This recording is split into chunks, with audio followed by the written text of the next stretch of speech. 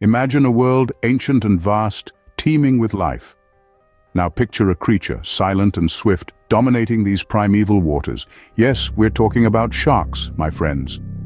Sharks, with their razor-sharp teeth and streamlined bodies, have been ruling the oceans for nearly 400 million years.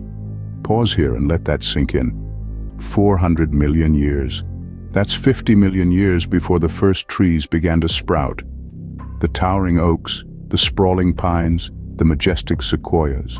They're all younger siblings to our oceanic overlords. So next time you marvel at a century-old tree, remember, there's a creature out there that saw the dawn of trees themselves.